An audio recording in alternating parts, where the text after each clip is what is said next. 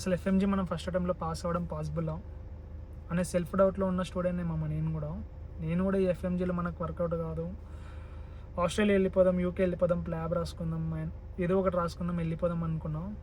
But finally I passed in first attempt మామ in FMG.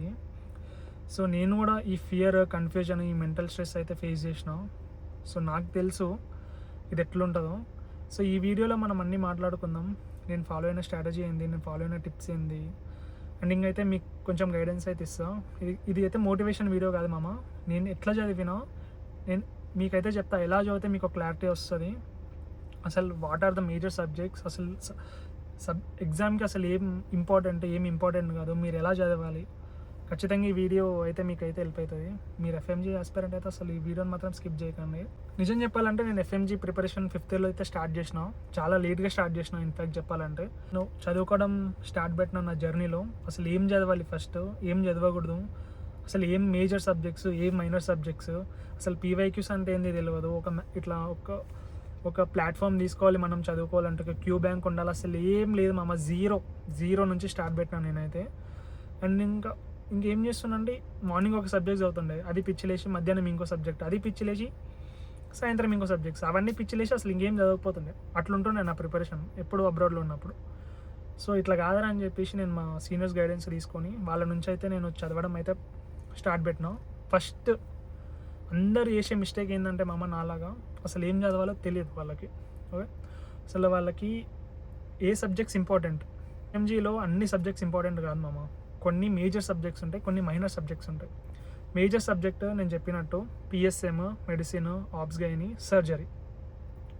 Okay, ఈ 4th మెడిసిన్తో పాటు ప్యాథో integrate అయి ఉంటుంది, అండ్ సర్జరీతో పాటు రేడియో ఇంటిగ్రేట్ అయి ఉంటుంది, అండ్ ఈ అన్ని దాంట్లో మళ్ళీ అన్ని ఇంటిగ్రేట్ అయి ఉంటాయి. ఓకే, ఇవి అయితే 4 అయితే మేజర్.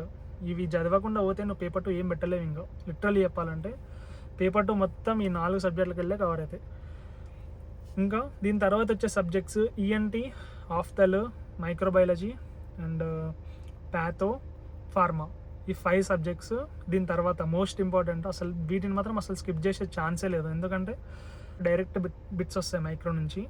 ప్యాథో యాజ్ యూజువల్, ప్యాథో మెడిసిన్తో ఇంటిగ్రేట్ అయ్యి వస్తాయి. ఫార్మా తెలిసిందే కదా, ఖచ్చితంగా 10 to 15 మార్క్స్ అట్టు పోవు. అండ్ ఈఎన్టీ, ఆఫ్థల్ అయితే గేమ్స్ ఎవర్. ఫస్ట్ ఫోకస్ చేయాల్సింది నేను చెప్పిన ఫస్ట్ 4 సబ్జెక్ట్స్. దాని తర్వాత మీరు చూసుకోవాల్సింది నేను చెప్పిన 5 సబ్జెక్ట్స్.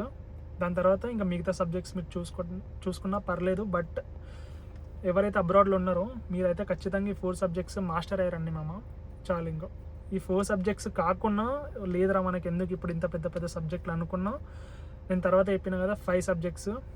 ఈ సబ్జెక్ట్స్ అయితే ఖచ్చితంగా ఫినిష్ చేసుకొని రండి. ఇక్కడికి వచ్చినాక ఇలా అయిపోతాయి సబ్జెక్ట్స్ అన్నీ. సో ఇలా స్టార్ట్ పెట్టండి మామ. ఇలా స్టార్ట్ పెడితే మీకైతే ఖచ్చితంగా యూస్ఫుల్ అవుతుంది. అండ్ దీని తర్వాత మెయిన్ మనం గుర్తుపెట్టుకోవాల్సింది ఏంటంటే రివిజన్. ఇప్పుడు నువ్వు అంతా చదువుతున్నావు, నువ్వు మార్నింగ్ నుంచి చదువుతున్నావు, క్లాస్ విన్నావు, సరే నువ్వు మార్నింగ్ నుంచి మొత్తం క్లాస్ విన్నావు, నైట్ నువ్వు అదంతా రివిజన్ చేయకపోతే ఇంకా నువ్వు చదివి లాభం ఉండదు. సర్లేరనే మొత్తం ఈ చాప్టర్ అంతా ఓకే, ఈ బుక్ అంతా అయిపోయినాక, ఈ సబ్జెక్ట్ అయిపోయినాక ఇట్లా గంటలు రివిజన్ చేస్తుంటే అది నడవదాడా. నువ్వు ఈరోజు చదివింది, ఈరోజు సార్ చెప్పింది, ఈరోజు నీ ఫ్యాకల్టీ చెప్పింది, ఈరోజు నువ్వు రివిజన్ చేస్తే అయిపోతుంది. ఈరోజు అది అయిపోతుంది, మళ్ళీ రేపు వస్తుంది, మళ్ళీ అలానే 1 వీక్ అయిపోయినాక మొత్తం సబ్జెక్ట్ లీవ్ చేయొచ్చు. ఇలా కాదురా నేను ఈరోజు రివిజన్ చేయను, నేను డైరెక్ట్ సబ్జెక్ట్ రివిజన్ చేస్తా అంటే అది పీకదు, అంటే అది ఇవ్వదు. సో మళ్ళీ ఆడుకోవడానికి మళ్ళీ మనం బుక్ అవుతాం. సో ఏమున్నా ఇప్పటిదప్పుడు మీరు రివిజన్ చేయండి. అండ్ ఇదొక ఎత్తు అయితే ఇంకో ఎత్తు. ఇప్పుడు ఎగ్జాంపుల్ నేనే ఉన్నా. ఈరోజు నేను ఈఎన్టీ అనేది ఒక సార్ నుంచి చూసిన, ఒక ఫ్యాకల్టీ నుంచి చూసిన. మళ్ళీ నేను రేపు ఏం చేస్తాను అంటే ఈ సార్ వదిలేస్తాను, నేను వేరే మ్యామ్ది పట్టుకుంటాం. ఈఎన్టీ అది కూడా వదిలేసిన, నాకు ఇదంతా ఏం అర్థమవుతా లేదరా, నేను వేరే ప్లాట్ఫామ్ షిఫ్ట్ అయిపోతాం. మళ్ళీ అది ఇట్లా చేసి మీరు లాస్ట్కి మీకు ఒక క్లారిటీ ఉండదు. మొత్తం మీ ఫ్లో అంతా పోతుంది, మీ ప్రాసెస్ అంతా పోతుంది, టైం దగ్గర పడుతుంది, వచ్చి చూస్తే బుక్ అవుతారు. ఓకే, సో ఫస్ట్ నుంచే అసలు మీరు ఏం పట్టుకోకండి మామ. మల్టిపుల్ రిసోర్సెస్ అవసరమే లేదు, ఒక్కటే రిసోర్స్, మల్టిపుల్ రివిజన్. ఇది ఒక్కటి గుర్తుపెట్టుకోండి. మల్టిపుల్ బుక్స్ కాకుండా ఒక్కటే బుక్ పట్టుకోండి, మల్టిపుల్ రివిజన్ చేయండి, కథం అయిపోతుంది. ఎప్పుడన్నా ఒకటి గుర్తుపెట్టుకోండి మామ. ఫస్ట్ రీడింగ్ ఎప్పుడైనా కన్ఫ్యూజన్గా ఉంటుంది, సెకండ్ రీడింగే క్లారిటీ వస్తుంది, third reading confidence, 4th reading చలో ఎగ్జామ్. అంతే. ఎగ్జామ్ నువ్వు 4 రివిజన్ చేసినావంటే నువ్వు మాస్టర్ మామ. ఏ క్వశ్చన్ అయినా పెట్టగలుగుతావు. నీకు రాకున్నా నీకు ఐడియా వస్తుంది, ఎప్పుడో ఒకప్పుడు నీకు లాస్ట్ మూమెంట్లో అయినా ఐడియా వస్తుంది, పెట్టేస్తే కథం అయిపోతుంది. అండ్ ఇంకా మెయిన్ ఇంపార్టెంట్ గోల్డెన్ రూల్ ఏంటంటే పీవైక్యూస్. నేను ప్రిపరేషన్ స్టార్ట్ చేసే వరకు నాకు తెలియదు పీవైక్యూస్ ఫుల్ ఫామ్ కూడా తెలియదు. ప్రీవియస్ ఇయర్ క్వశ్చన్స్ ఇవి ఎంత ఇంపార్టెంట్ అంటే ఇవే మనల్ని సేవ్ చేస్తుంది. లిటరల్లీ ప్రతి ఎగ్జామ్కి 40 to 50 పీవైక్యూస్ అయితే రిపీట్ అవుతాయి. పీవైక్యూస్ మనం ఎంత చేస్తే మనకు అంత బెనిఫిటే ఉంటుంది. సో పీవైక్యూస్ మాత్రం మస్ట్ అండ్ షుడ్. ఈసారి అయితే మా పేపర్లో పీవైక్యూస్ దగ్గర 20 to 25 పీవైక్యూస్ అయితే రిపీట్ అయినాయి. ఇంకెక్కువని రిపీట్ అయ్యి ఉండొచ్చు నాకు తెలిసినంత వరకు. ఆ ఎక్స్రేస్ కానివ్వండి, ఆ సర్జరీ మొత్తం పీవైక్యూసే రిపీటెడ్. పీవైక్యూస్ కోసం మీరు ఏ క్యూ బ్యాంక్ తీసుకుంటారో, ఏ ప్లాట్ఫామ్ తీసుకుంటారో అది మీ ఇష్టము. మీరు ఫస్ట్ నుంచి ఏది ఫాలో అయ్యారో చెప్తాను కదా, అదే ఫాలో అవ్వండి. అండ్ ఇంకొక మెయిన్ అసలు మోస్ట్ ఇంపార్టెంట్ ఏంటంటే టైం మేనేజ్మెంట్ మామ. ఇప్పుడు మీ దగ్గర క్యూ బ్యాంక్ ఉంటుంది. క్యూ బ్యాంక్లో మీరు టైం ఒక జీటీ అవసరం లేదులే, కానీ ఒక మాడ్యూల్ పెట్టుకోండి. మీరు ఒక్క మినిట్ కాకుండా 30 secondsలోనే మీరు ఒక ఆన్సర్ పెట్టేస్తారు, రైట్? ఒక 10 questions మీరు 5 questionsలో ఫినిష్ చేస్తారు. మీరు అనుకుంటారు అరే నేను 10 minutes పేపర్ నేను 5 minutesలోనే ఫినిష్ చేస్తున్నాను అని. సో ఎగ్జామ్లో కూడా అట్లే ఉంటుందా అనుకుంటాం, కానీ ఎగ్జామ్కి పోతే అట్లా అస్సలు ఉండదు. అసలు మీకు టైమే సరిపోదు. ఓకే, ఆడ క్వశ్చన్ ఫార్మింగ్, ఆ సెంటెన్సెస్ అసలు డిఫరెంట్ ఉంటాయి. ఈడుండే యాప్స్లో మాత్రం డిఫరెంట్ ఉంటాయి. అసలు ఈ యాప్స్ని మాత్రం నమ్ముకొని పోకండి ఆడ టైం మేనేజ్మెంట్ దగ్గరికి. అక్కడ వేరే లెవెల్ ట్విస్ట్ అండ్ టర్న్స్ ఉంటాయి అనమాట. అసలు ఆ క్వశ్చన్లో నిజం చెప్పాలంటే ఆ క్వశ్చన్లను చూస్తేనే భయం అవుతుంది. So time management most important. వాడు మ్యారోలో కానీ దాంట్లో వేరే దేంట్లో 1 minute మీకు టైం వరకు ఇచ్చినాకో మీరు 30 secondsలోనే పెట్టేయాలి. మీరు 1 minute దగ్గరకు అస్సలు వెళ్ళకండి. 30 to 40 seconds ఈ వాల్యూ మెయింటైన్ చేయండి, సరిపోతుంది. 30 to 40 seconds పెట్టడంలో మాస్టర్ అయిపోయారు అనుకో, ఆడ మీరు ఈజీగా పెట్టేస్తారు, మీకు టైం అట్లా మిగులుతుంది. అండ్ జీటీస్ కూడా ఇవ్వండి మామ. మీరు జీటీస్ ఇవ్వడానికి ఏదో మీ మార్కులు చెక్ చేసుకొని నాకు ఇన్ని వస్తున్నాయి, ఆడ కూడా అన్నీ వస్తాయి, అసలు జీటీస్ పర్పస్ అది కాదు. జీటీస్ పర్పస్ ఏంటంటే టైం మేనేజ్మెంట్. ఇంకా మెయిన్లీ చెప్పాలంటే అబ్రాడ్లో మీరు ఏం చదివినా, ఎంత చదివినా అది అక్కడి వరకే. ఇప్పుడు ఇక్కడికి వచ్చాక మీరు ఏం తీసుకున్నారు, మీరు ఏ ప్లాట్ఫామ్ తీసుకున్నదని ఇంపార్టెంట్. కొంతమంది ఆన్లైన్ జాయిన్ అవుతారు, కొంతమంది ఆఫ్లైన్ జాయిన్ అవుతారు. అది మీ ఇష్టం. ఇంకా ఆఫ్లైన్ ఆన్లైన్ నా దృష్టిలో చెప్పాలంటే ఆన్లైనే బెటర్. మీరు ఏ ప్లాట్ఫామ్ తీసుకున్నా ఒక లైబ్రరీ అయితే తీసుకోండి. లేదు మీకు సపరేట్ మాకు రూమ్ ఉందంటే పర్లేదు. ఇంకెవరన్నా అవ్వదు మా వల్ల అంటే ఖచ్చితంగా లైబ్రరీ తీసుకోండి మామ. లైబ్రరీ తీసుకుంటే మెయిన్ వచ్చే బెనిఫిట్ ఏంటంటే చుట్టుపక్కల అందరు చదువుతారు. ఓకే, అందరు చదివినప్పుడు నేను చదవాలని అని లోపలికి వెళ్ళి ఒకటి వస్తుంది అనమాట. అందుకే నేను లైబ్రరీ తీసుకున్నాను. ఇంకా మీరు టైం మేనేజ్మెంట్ ఎట్లా సెట్ చేసుకుంటారో అది మీ ఇష్టం మామ. మీకు స్టార్టింగ్లో అయితే క్లాసెస్ ఖచ్చితంగా ఉంటాయి. మార్నింగ్ 8 to కొన్ని సందర్భాల్లో 7 వరకు వెళ్తుంది. ఇంకా ఫ్యాకల్టీ మీద డిపెండ్ ఉంటుంది. 8 వరకు కూడా తీసుకుంటారు ఫ్యాకల్టీ వాళ్ళు. సో మీరు 8 వరకు అయిపోయిన తర్వాత అది ఉంటుంది కదా, మీకు మార్నింగ్ నుంచి ఏం చెప్పారో అది ఖచ్చితంగా మీరు రివిజన్ చేయండి. దానిపైన క్వశ్చన్స్ చేయండి. సపోజ్ సబ్జెక్ట్ మొత్తం అయిపోతే పీవైక్యూస్ చేయండి. ఓకే, దాని తర్వాత ఇదంతా అయిపోవడమే కాకుండా మళ్ళీ ఒక 1 hour వేరే సబ్జెక్ట్ అయితే పట్టుకోండి. నెక్స్ట్ నేను చెప్పాల్సిన పాయింట్ ఏంటంటే ఈ స్టిక్ నోట్స్ మామ. మీకు స్టిక్ నోట్స్ నాకు ఎట్లా హెల్ప్ అయిందంటే స్టిక్ నోట్స్ నిజం చెప్పాలంటే నాకు ఏమేమి ఇంపార్టెంట్ అనిపించినా నేను అవన్నీ స్టిక్ నోట్స్ పైన రాసుకున్న వన్లైనర్స్. నేను ఎగ్జామ్ రోజు నా దగ్గర 50 స్టిక్ నోట్సెస్ ఉన్నాయి అనమాట. 50 స్టిక్కర్స్ అయితే ఉండే స్టిక్ నోట్సెస్ 50 to 55 ఉండే. నేను మార్నింగ్ లేచి అవే చదువుకున్నాను. నేను ఏమి ఇంకా బుక్కులు తీసుకోవాలి ఎగ్జామ్కి, నేను ఏం తీసుకోవాలి నేను రాసుకున్న స్టిక్ నోట్స్ తీసుకున్నా. మార్నింగ్ 5 o'clock లేచిన, 5 o'clock కాదు కానీ 4:30 అట్లా లేచిన, 1.5 hour చూసుకున్నా, కథం. నా స్టిక్ నోట్స్లోకి నిజం చెప్పాలంటే 15 questions నేను అసలు తప్పు పెట్టలేదు. సో అంత ఇంపార్టెంట్ అనమాట స్టిక్ నోట్స్. మీకేమన్నా ఏ సబ్జెక్ట్ ఉన్నా స్టిక్ నోట్స్లో రాసుకోండి, అడగ పెట్టేయండి. తినేటప్పుడు మూవీ చూసేటప్పుడు ఇట్లా ఒకసారి చూడు, కథం ఒక క్వశ్చన్ వచ్చేస్తుంది నా దృష్టిలో చెప్పాలంటే. సో స్టిక్ నోట్స్ మాత్రం మస్ట్ అండ్ షుడ్. మీరు అబ్రాడ్లో ఉన్నా మెయింటైన్ చేయండి, ఇక్కడికి వచ్చినాక మెయింటైన్ చేయండి. అండ్ ఇంకొంతమంది ఏ ప్లాట్ఫామ్ తీసుకోవాలో కూడా కన్ఫ్యూజ్ అవుతారు అనమాట. సపోజ్ మీరు ఏం చదవలేరు, అసలు మీకు ఏం తెలీదు, నేను ఇప్పటి నుంచే స్టార్ట్ చేద్దాం అనుకుంటున్నా అంటే ఒక్కటే ప్లాట్ఫామ్కి స్టిక్ అవ్వండి మామ. అది ఎగ్జామ్ వరకు అదే స్టిక్ అవ్వండి మీరు ఓకే. సపోజ్ నాకు ముందు నుంచే మ్యారో ఉంది, నేను దాంట్లో చదువుతున్నాను, అదే కంటిన్యూ చేయొచ్చు అంటే 100% మీరు అదే కంటిన్యూ చేయండి. మీరైతే అసలు ఈ స్వాప్ మాత్రం అవ్వకండి. నేను చెప్తున్నాను కదా, చాలాసార్లు ఇదే చెప్తున్నా. మా ఫ్రెండ్స్ చాలామంది ఇదే పని చేశారు, నేను కూడా అదే చేసిన. లాస్ట్కి ఒక సబ్జెక్ట్లో పోతే బుక్ అయిన లాస్ట్కి. సో మీరు మాత్రం ఆ మిస్టేక్ చేయకండి. నాకు చాలామంది అడిగారు అనమాట అబ్రాడ్ స్టూడెంట్స్, ఇంకా ప్రిపరేషన్ స్టార్ట్ చేసేవాళ్ళు, అన్న ఏ సబ్జెక్ట్స్ ఫస్ట్ స్టార్ట్ పెట్టాలని చెప్పేసి. ఫస్ట్ మీరైతే బేస్ స్ట్రాంగ్గా వేసుకోండి మామ. ఫస్ట్ మీరు చేయాల్సినది ఏంది, PSM, ఆబ్స్ gynae, medicine, and surgery. ఈ 4 మీరు ఏది స్టార్ట్ పెట్టినా మీరు సేఫర్ సైడే. ఫస్ట్ ఇవి స్ట్రాంగ్ చేసుకోండి. దీని తర్వాత చెప్పినట్టుగా ఒక్కొక్క సబ్జెక్ట్స్ కిందికి రండి. ENT, ఆఫ్తా and patho, pharma, micro, ఇవి ఇట్లా రండి, ఇట్లా కిందికి రండి. సో ఇవన్నమాట హయ్యెస్ట్ స్కోరింగ్ సబ్జెక్ట్స్ నా దృష్టిలో.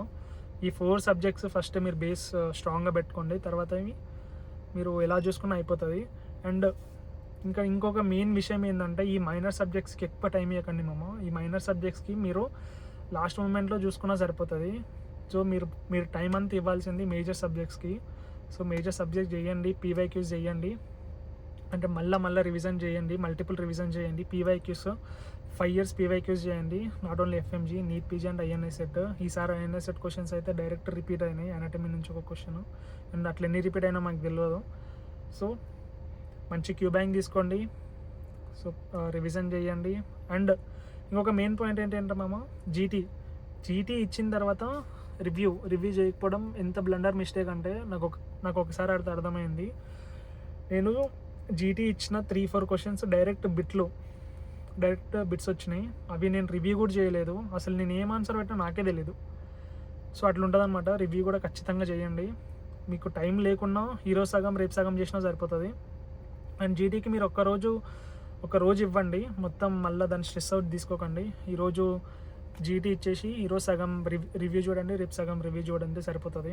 అండ్ ఇంకో మెయిన్ పాయింట్ నేను చెప్దాం అనుకుంది ఏంటంటే మామ, ఎగ్జామ్లో మనకి క్వశ్చన్స్ చూస్తున్నప్పుడు మనకి ఆన్సర్ రాకపోతే స్టూడెంట్స్ మేమంతా అక్కడే స్టక్ అయిపోతాం అనమాట. నేను కూడా అదే మిస్టేక్ చేసిన. సో ఆ మిస్టేక్ నేను నేర్చుకున్నా కాబట్టి మీకు చెప్తున్నా. ఇఫ్ సపోజ్ నీకు ఆ క్వశ్చన్ రాకపోతే, ఆన్సర్ తెలియకపోతే, నువ్వు ఆ టైం వేస్ట్ చేయాల్సిన అవసరం లేదు. నెక్స్ట్ క్వశ్చన్కి వెళ్ళిపో. అది కూడా రాలేదంటే మళ్ళీ నెక్స్ట్ క్వశ్చన్కి వెళ్ళిపో.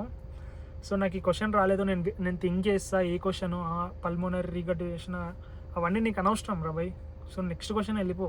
అది కూడా రాలేదా, నెక్స్ట్ క్వశ్చన్ వెళ్ళిపో. టైం మాత్రం అస్సలు వేస్ట్ చేయకు. నేను ఎన్ని క్వశ్చన్లు పోగొట్టుకున్నా అంటే నాకే తెలియదు. లిటరల్లీ 20 క్వశ్చన్స్ నేను పోగొట్టుకున్నాను టైం సరిపోక నేను పెట్టను కూడా పెట్టలే 20 questions. So over smart think చేయకండి. అక్కడికి పోయినాక నేను ఆలోచించి పెడతా అంటే కాన్పన్నాడా. నెక్స్ట్ క్వశ్చన్స్ వచ్చినాయి మళ్ళీ నువ్వు తప్పు పెట్టేస్తావు. సో వెళ్ళిపో, నెక్స్ట్ క్వశ్చన్ పెట్టేసి మళ్ళీ లాస్ట్కి నీకు టైం ఉంటుంది అప్పుడు రా. ఈ మిస్టేక్ మాత్రం మీరు చేయకండి, స్టక్ అవ్వకుండా. అన్నీ నెక్స్ట్ క్వశ్చన్కి వెళ్ళిపో, ఆన్సర్ పెట్టేసి మళ్ళీ అన్నీ వచ్చాక రాని క్వశ్చన్స్ నువ్వు ఆన్సర్ చెయ్యు. ఓకే, తెలిసిన వరకు ప్రతి యూనివర్సిటీలో, అబ్రాడ్ యూనివర్సిటీలో ఖచ్చితంగా ఎఫ్ఎంజీ క్లాసెస్ అయితే జరుగుతుంటాయి అనమాట. మీరు లూజ్ చేసుకోకండి, అసలు మీరు పిచ్చలైట్ తీసుకోకండి. మీకు ఏ క్లాసెస్ ఉన్న ఆ రోజు ప్యాథో ఉన్నా, ఫార్మా ఉన్నా వెళ్ళిపోండి. ఎందుకంటే మళ్ళీ మీరు లాస్ట్కి అదే ప్లాట్ఫామ్లో జాయిన్ అయ్యారు అనుకో, మీరు అదే చదువుతారు మళ్ళీ. సో మీకు ముందే రివిజన్ అయిపోతుంది కాబట్టి. సో నేను ఏం చెప్తున్నా అంటే, మీకు ఎంసీఏ క్లాసెస్ జరుగుతున్నాయో సో వెళ్ళిపోండి ఎంసీఏ క్లాసెస్కి. అండ్ మళ్ళీ మీరు అది చదివేసి మళ్ళీ నేను ఇక్కడికి వచ్చాక నేను వేరే ప్లాట్ఫామ్ చూస్ చేసుకుంటానంటే అది నీ ఇష్టము. కానీ నా దృష్టిలో చెప్పాలంటే అసలు షిఫ్ట్ మాత్రం అవ్వకండి. అండ్ ఇంకొంతమంది అయితే నాకు డైరెక్ట్ ఫస్ట్ సెమ్ నుంచే మెసేజ్ చేస్తున్నారు మామ, అన్న నేను ఫస్ట్ సెమ్ ఇప్పుడు ఏ సబ్జెక్ట్ స్టార్ట్ పెట్టాలనేసి. నువ్వు అనుకోవడం తప్పేం లేదు, బట్ నీకు చాలా టైం ఉందన్నమాట. ఇప్పటి నుంచి నువ్వు స్ట్రెస్ తీసుకుంటే లాస్ట్కి ఇంకా స్ట్రెస్ అవుట్ అయిపోతావు. సో ముందు నుంచి మీరు ఫస్ట్ ఇయర్ కాబట్టి, సెకండ్ ఇయర్ కాబట్టి మీకు ఖచ్చితంగా ఎఫ్ఎంజీ క్లాసెస్ అయితే ఖచ్చితంగా జరుగుతాయి. సో మీరు అవి అటెండ్ అయితే సరిపోతుంది. సో ఆ రోజు మీరు అప్పుడు క్లాసెస్, మీకు కాలేజ్కి సంబంధించిన క్లాసెస్ చూసుకోండి. లాస్ట్కి వచ్చి నైట్ వచ్చేసి ఎఫ్ఎంజీ క్లాసెస్ చూసుకోండి, అవే చదవండి, రివిజన్ చేయండి, సరిపోతుంది. మళ్ళీ మీరు ఓవర్ టైం పెట్టుకొని నేను ఇది చేస్తాను, నేను ఇప్పటి నుంచి ఆబ్స్గైని చదువుతా అంటే అసలు అవ్వని పని అది. సో మీకు క్లాసెస్ జరిగితే అవే చదవండి. లేదు నేను ఇప్పటి నుంచే చిన్నగా స్టార్ట్ పెడదాం అనుకుంటున్నా అంటే that is the best thing, మీరు చేసుకోవచ్చు. బట్ అలా అని నేను ఫుల్ టైమ్గా నేను 10 hours నేను దీనికే పెడతాను, నేను మొత్తం నైట్ అవుట్ పెడతా అంటే అది ఇంకా బుల్షెట్ మ్యాటర్ మామ. సో అలా ఎప్పుడు చేయకండి. నేను ఫుల్ ఫ్లెడ్జ్గా స్టార్ట్ చేద్దాం అనుకుంటున్నా అంటే 3rd yearలో 4th yearలో స్టార్ట్ పెట్టండి ఫుల్ ఫ్లెడ్జ్డ్గా.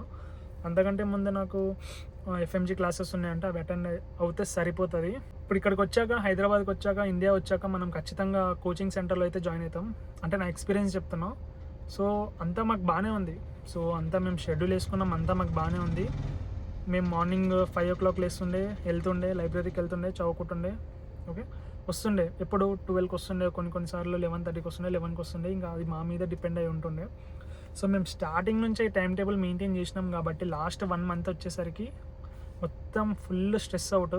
అసలు ఏం కూర్చోబుద్ధి కాదు, అసలు చదివింది ఎక్కదు. వస్తుండే ఒక రోజు అయితే అసలు కొన్ని డేస్ అయితే అసలు చదవాలనే లేకుంటుండే. ఎందుకంటే ఫస్ట్ నుంచి అంత స్ట్రిక్ట్ టైం మెయింటైన్ చేసేసరికి ఫుల్ బాడీ అంతా కోఆపరేట్ చేయలేకుంటుండే. సో కొంతమంది ఏం చేస్తారంటే ఫస్ట్ స్టార్టింగ్ వీక్ నుంచే ఈరోజు ప్రిపరేషన్ స్టార్ట్ చేస్తున్నా అంటే ఈ వీక్ నుంచే ఫుల్ 14 hours 15 hours కూర్చోవడం. ఇది లాస్ట్కి వచ్చేసరికి ఎంత స్ట్రెస్ అవుట్ అవుతారంటే 100 hours కూర్చోవడం వల్ల మీరు లాస్ట్కి వచ్చేసరికి హ్యాంగ్ అవుట్ అయితే అయిపోతారు. అసలు చదవాలనే ఇంట్రెస్ట్ ఉండదు, అసలు రివిజన్ చేయాలని ఇంట్రెస్ట్ ఉండదు. లిటరల్ చెప్పాలంటే క్వశ్చన్ చేయాలి, చేసిన దాన్ని రివ్యూ చేయాలంటే కూడా భయం అవుతుంది. సో అట్లుంటుంది అనమాట సిచ్యువేషన్. సో మీరు లాస్ట్కి వచ్చేసరికి యాక్టివ్ ఉండాలనుకో మీరు ఫస్ట్ నుంచే మరి 100 hours కాకుండా కొన్ని అవర్స్ మీరు బ్రేక్ తీసుకోవడం ఇంపార్టెంట్. మీరు వీక్ అంతా షెడ్యూల్ వేసుకోండి, లాస్ట్ సండే హాఫ్ డే మాత్రం బ్రేక్ తీసుకోండి. నా దృష్టిలో నేనైతే అట్లనే చేసిన. మొత్తం వీక్ అంతా కష్టపడుతుండే, లాస్ట్ వీక్ సండే వచ్చేసి ఫుల్ చిల్ అవుతుండే, హాఫ్ డే మూవీ చూస్తుండే లేకుంటే పనుకుంటుండే. బట్ లాస్ట్ వీక్స్కి వచ్చేసరికి లాస్ట్ మూమెంట్కి వచ్చేసరికి ఇవన్నీ వదిలేసేయండి. లాస్ట్ మూమెంట్లో మీరు ఎంత రివిజన్ చేస్తే అంత మంచిది. నా దృష్టిలో చెప్పాలంటే అసలు పనుకోకుండా బెటరే లాస్ట్ మూమెంట్లో. సో ఇదంతా ఒక ఎత్తు అయితే రిజల్ట్ డే ఇంకో ఎత్తు మామ. ఆ రోజు మాత్రం అస్సలు మర్చిపోలేను. ఆ ఎక్స్పీరియన్స్ నా మాటల్లో చెప్పలేను. పీడిఎఫ్ రాగానే నా రోల్ నెంబర్ చూడగానే పాస్ అనే ఒక్క వర్డ్ చూడగానే నేను ఎగ్రీ అంతేసిన మామ literally. So one of the best experience in my life. Just ఆ పాస్ కోసమే కదా మేము ఇంత స్ట్రగుల్ అయింది, ఇంత హార్డ్ వర్క్ చేసింది, ఇంత స్ట్రెస్ తీసుకుంది. అండ్ ఇంకో లాస్ట్ పాయింట్ అంటే ఏంటంటే మామ, మీరు రిపీటెడ్ క్యాండిడేట్ అయినా లేకుంటే ఎగ్జామ్ ఫస్ట్ అటెంప్ట్ క్యాండిడేట్ అయినా మీరు ఎగ్జామ్ పాస్ అయ్యే క్యాండిడేటే, ఓకేనా? మీరు ఒక్కటే గుర్తుపెట్టుకోండి, 3 golden రూల్ ఏంటంటే కన్సిస్టెన్సీ, డిసిప్లిన్, సెల్ఫ్ బిలీఫ్. నీకు నమ్మకం ఉండాలి. ఫస్ట్ ఆఫ్ ఆల్ నువ్వు పాస్ అవుతాను నువ్వు అనుకుంటే కదా నువ్వు పాస్ అయిపోతావు. సో ఈ 3 గుర్తుపెట్టుకోండి, ఖచ్చితంగా సక్సెస్ మన వెంబడినే ఉంటుంది. నేను ఎగ్జాంపుల్.